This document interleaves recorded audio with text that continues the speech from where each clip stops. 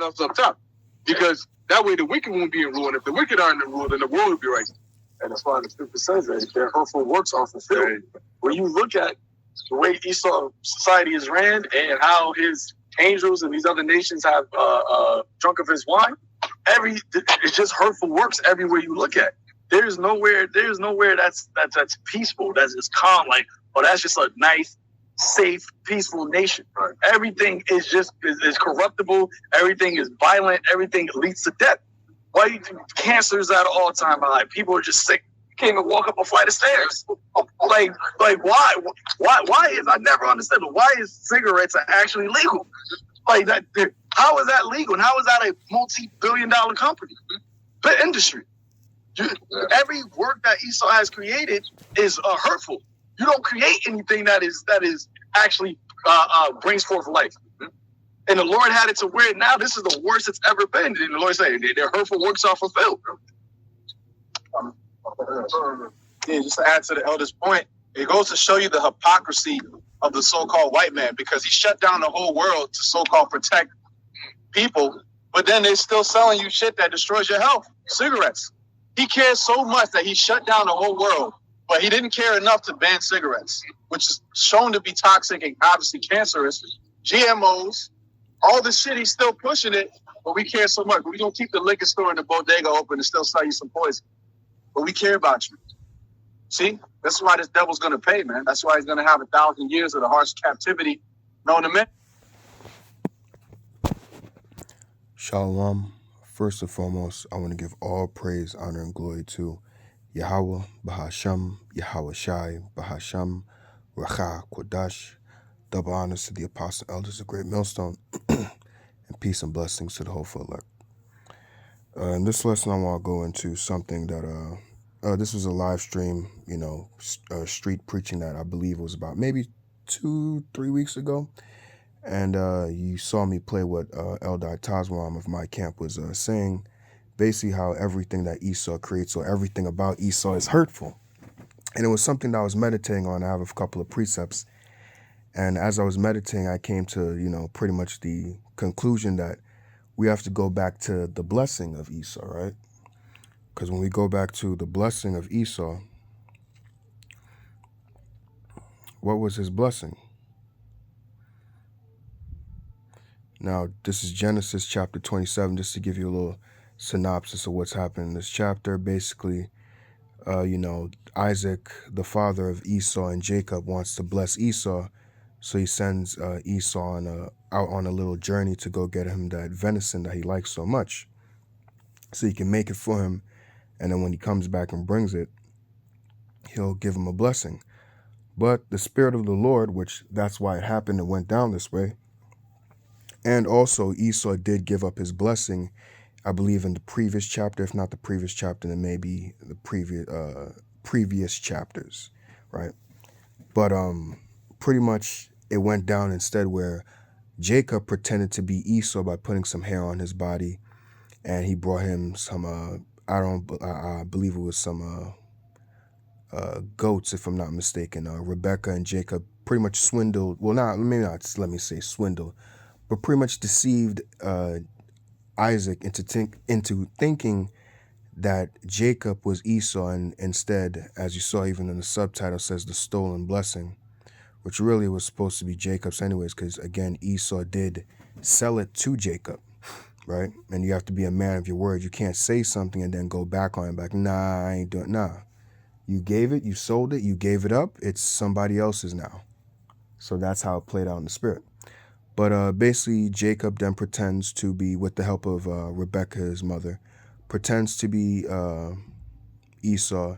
Jacob gets the principal blessing, which I'll read that a little later, but I want to make my point first on Esau. And then after it's taken, Esau now comes back, and he's now begging his father Isaac for a blessing, right? Which I'll even read that.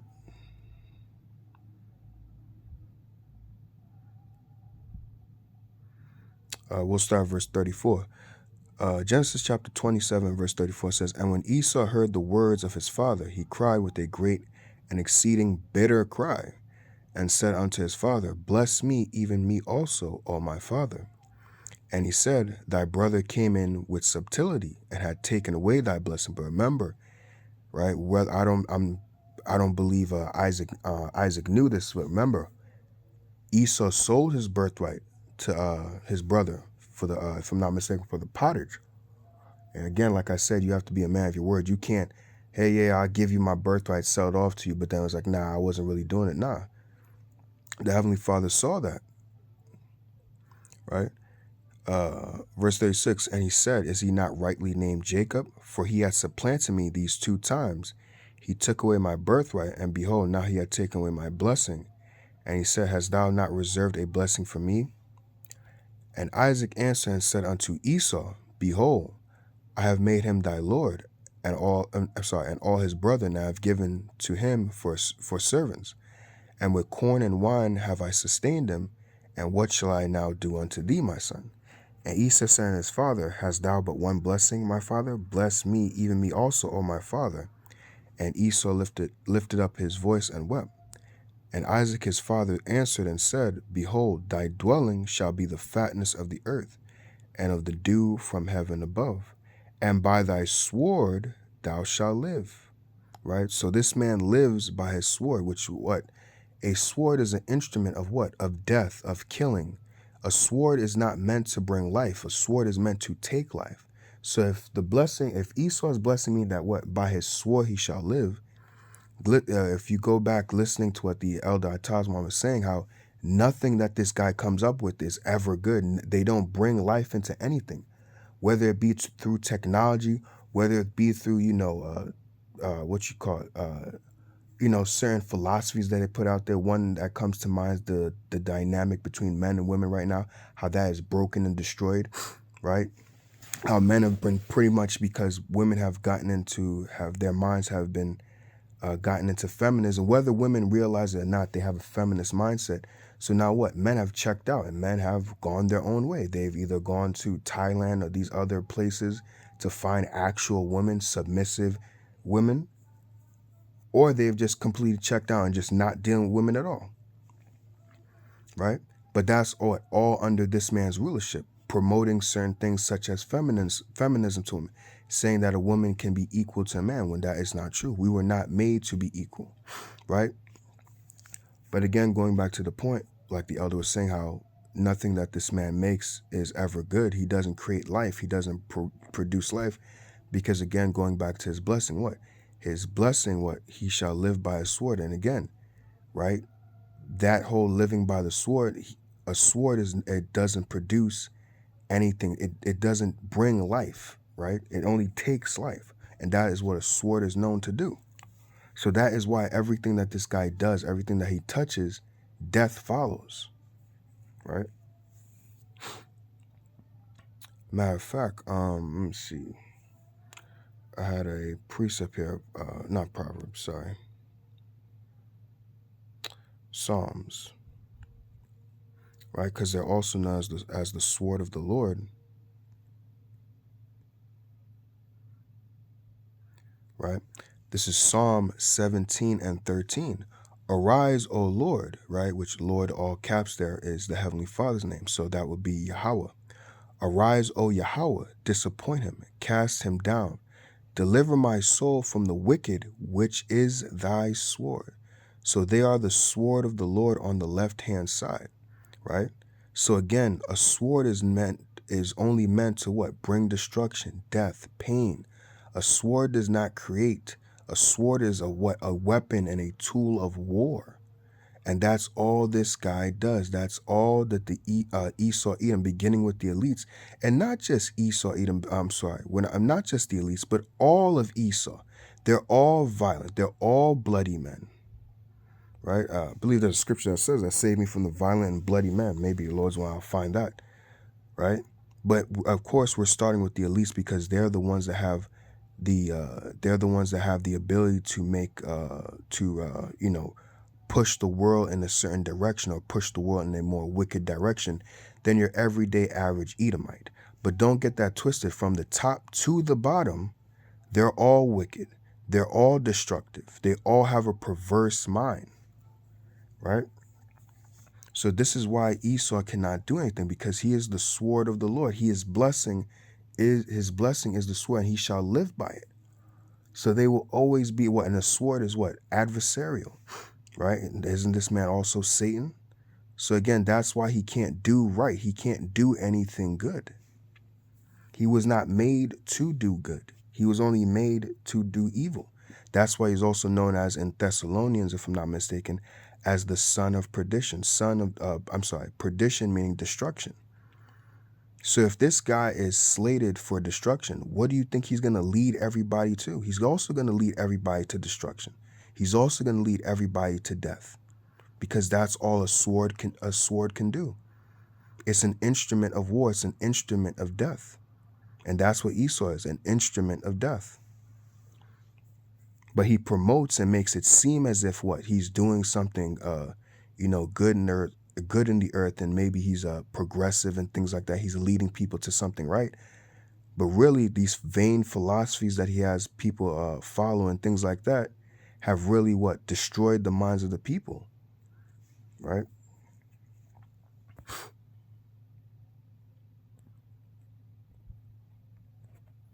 Now I'll get those precepts that I mentioned as well, but I want to get this as well, right? Okay, yeah.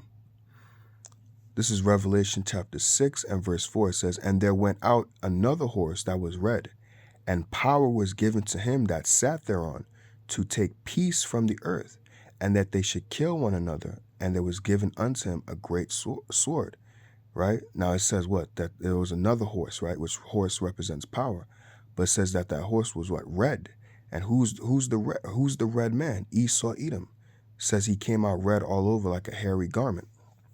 Right? So this is talking about Esau, right?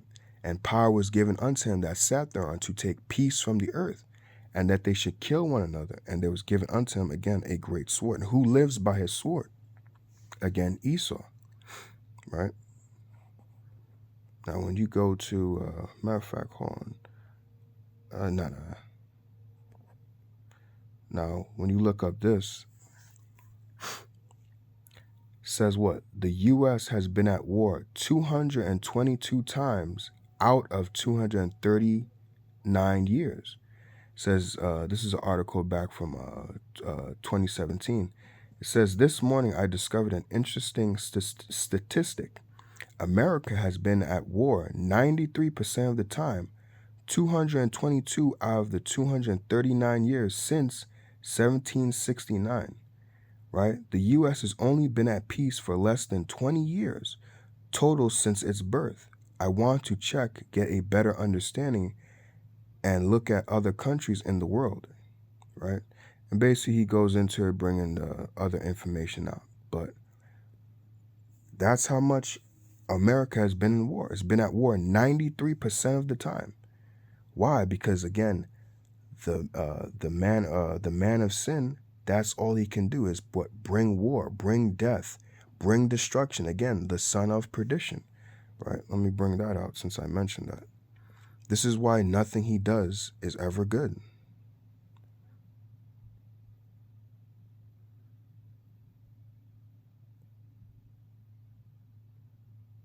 All right, here we go.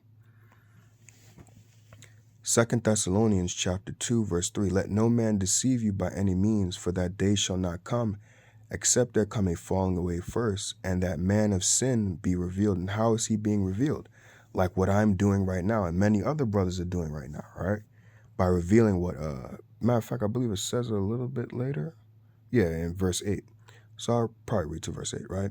Well, actually, let me read verse 8, right? So like I said, that man of sin is being revealed. And how is he being revealed right now? When you jump to verse 8, "And then shall that wicked," which who is the wicked? Malachi 1 and 4, right? Esau, Edom is the border of wickedness. So it's talking about the Edomites. "And then shall that wicked," which even when you look at the word wicked has what? An uppercase W, right? Because yes, you have wicked Israelites, right? You could even say the other nations as well are wicked as well. But you have the wicked, right? You have the man who is the representation of wickedness, which are the Edomites, right? And at the top of that, or starting with that, it begins with the elites, right? Because again, they have the control of the world right now. It says, and then shall that wicked be revealed, whom the Lord shall consume with the spirit of his mouth. And how is the Lord consuming him with the spirit of his mouth? The prophets. So that is how the man of sin is being revealed, via the prophets, via us, right? So going back up to verse 3, and that man of sin be revealed, the son of perdition, which perdition means destruction. So what? He is slated for destruction. Therefore, again, like the point I made earlier, he cannot lead nobody else but to destruction, right?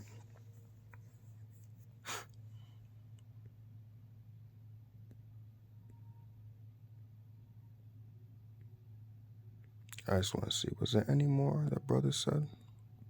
Captivity known to man. And then when he opened it back up, he gave you that dragon juice that got got people all twisted and sending them to the spirit world. Yeah. You can't. Hey, the devil comes not but still kill and destroy. Right? That's it. You're not going to get anything else. Right. And again, he said what? The devil comes not but to steal, kill, and destroy. And what? Does not a sword do that? When you go to war, don't you do that with a sword? Don't you kill? If you're going to want to rob somebody with something, don't you use a sword? That's all he's made to do. That's all he can do, is destruction. Out of this devil's rulership, man. It's just a thousand ways to die. That's what his kingdom should have been called. The kingdom of 1,000 ways to die. Because he ain't going to show up, like you said. He comes not but to kill, steal, and destroy. So he ain't going to show up unless he's coming to kill, steal, or destroy. And so when you see him show up, that's exactly what he's there for. And if he's always around, then that means that whatever the killing, destroying, and then stealing is what's going on. And yet. Right, and that's what's going on in the world right now. The world is filled with violence, just like it says in Genesis 6 chapter.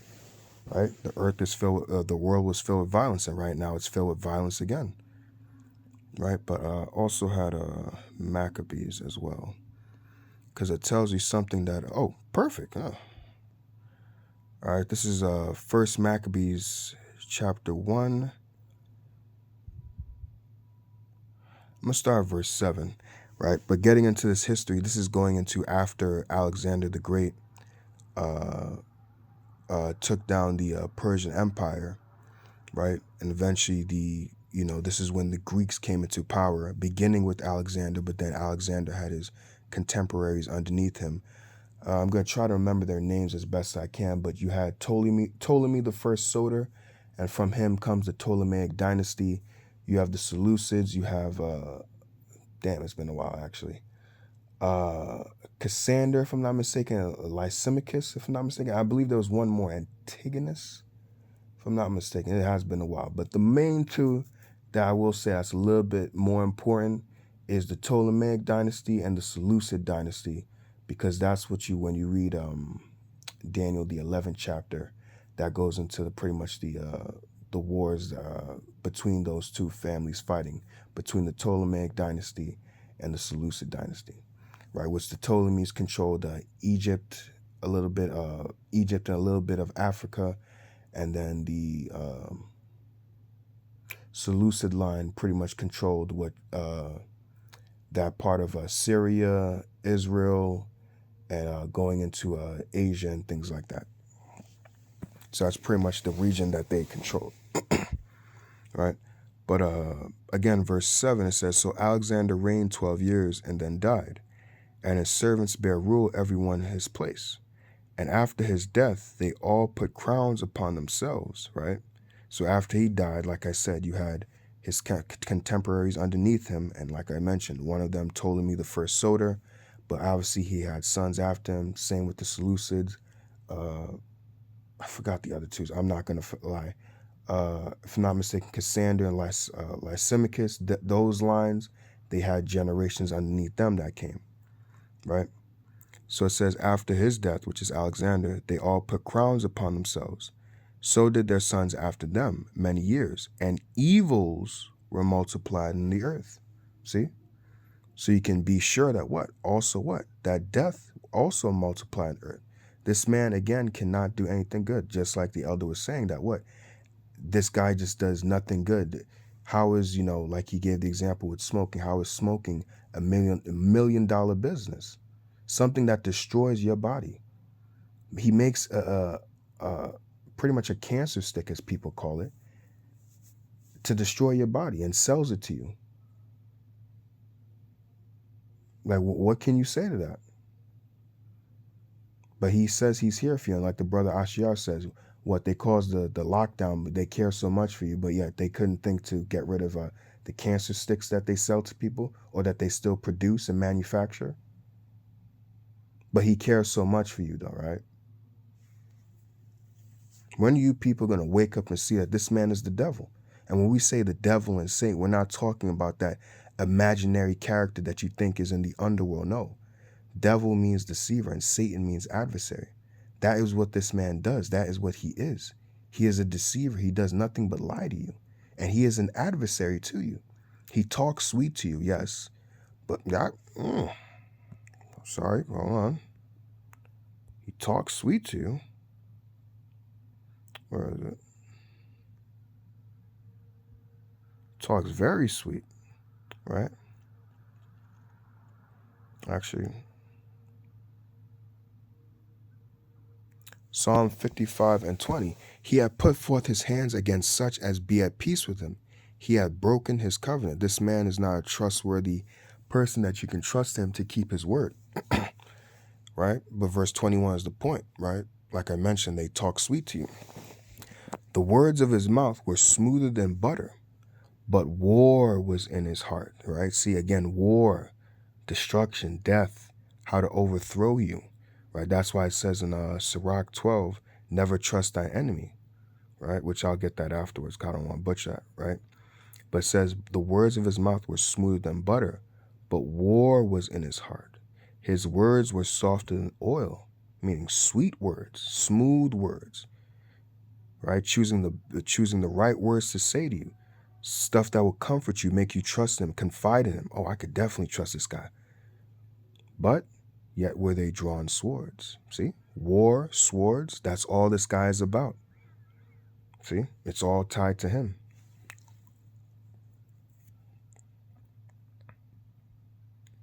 But let me go back to this and then we'll jump to Sirach 12. Again, verse 9, it says, First Maccabees, chapter 1, verse 9. After his death, which is Alexander, they all put crowns upon themselves. So did their sons after them many years, and evils were multiplied in the earth.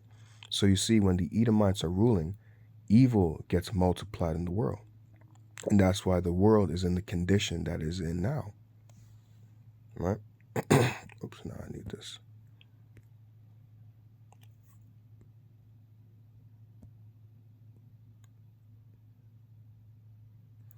This is Sirach or Ecclesiasticus chapter 12, verse 10 says, never trust thine enemy, for like as iron rusteth, so is his wickedness.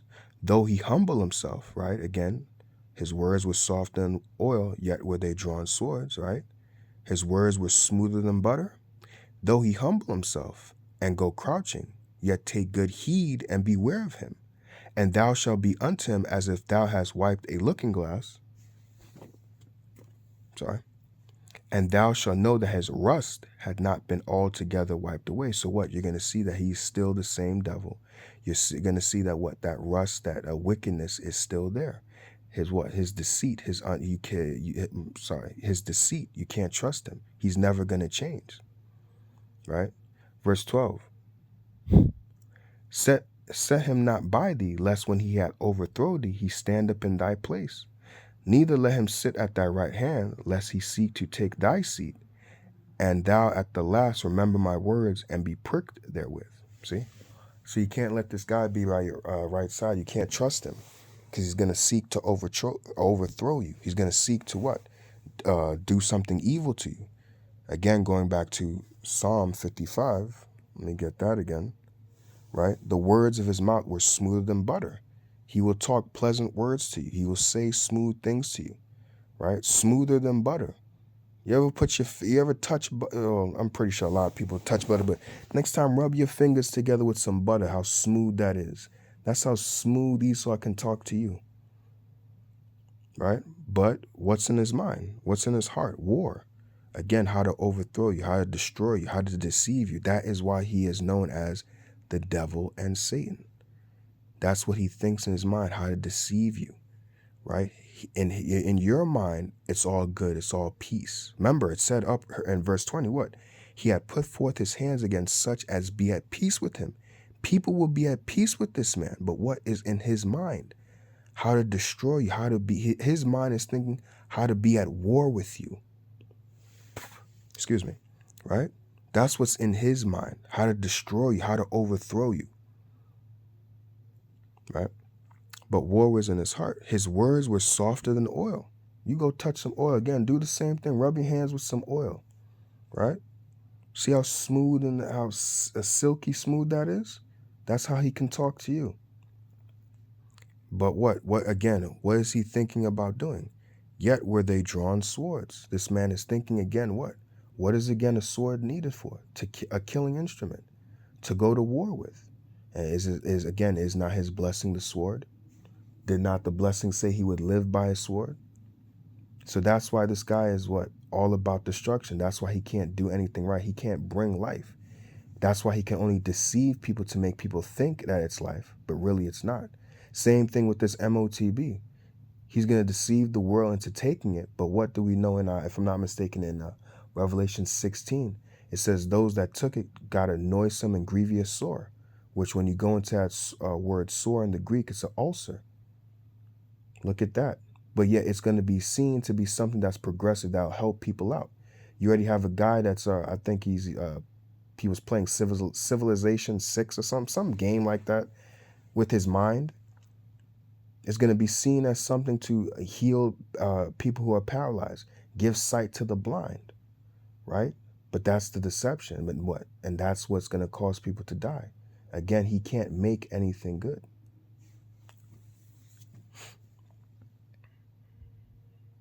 Oops.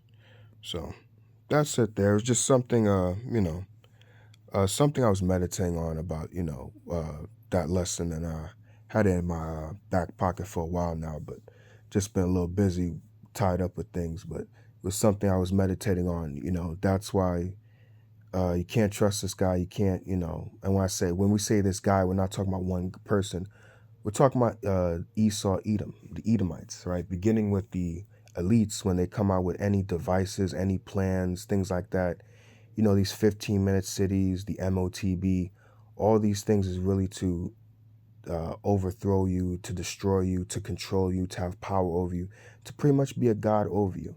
This man does not have your best interests at heart. The V's as well, the snake venom, whatever you want to call it, juicy juice, whatever nicknames you want to call it. All these things is to overthrow you, to destroy you. It means you know well, right?